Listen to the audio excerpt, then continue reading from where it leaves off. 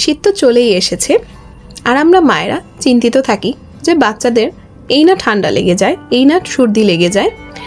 তাই বাচ্চাদের যখন ঠান্ডার সর্দি লাগবে সেটার একটি আমি উপায় নিয়ে চলে এসেছি, যে নাক বন্ধ হয়ে গেলে বাচ্চাদের কিভাবে আমরা নাকটি পরিষ্কার করে রাখবো যাতে তারা ভালোভাবে শ্বাস নিতে পারে।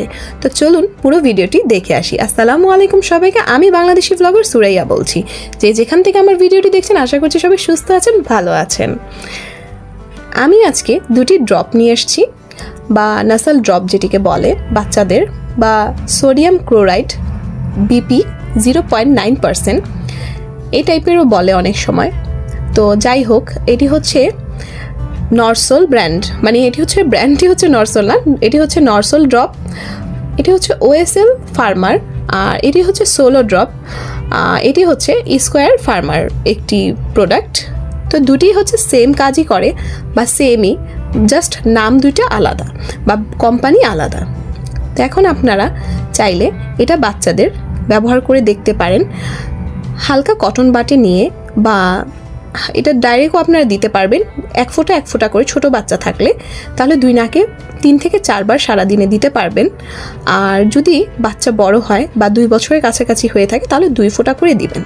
মানে 1 বছরের পর থেকেই 2 ফোঁটা করে দিলে বাচ্চাদের নাক খোলা থাকবে, মানে নাকগুলো তারা শ্বাস নিতে খুব ভালোভাবে পারবে আর কি, প্রবলেম হবে না, জ্যাম হয়ে থাকবে না।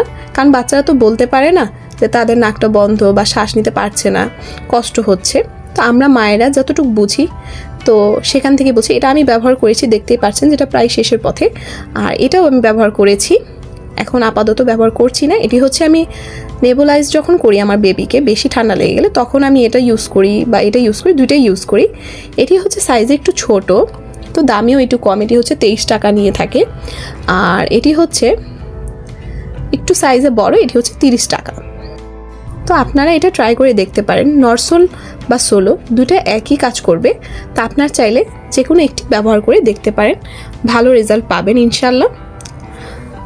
আর যদি বেশি প্রবলেম হয়ে থাকে বাচ্চাদের তাহলে অবশ্যই ডাক্তারের কাছে পরামর্শ নিয়ে তারপর ব্যবহার করবেন।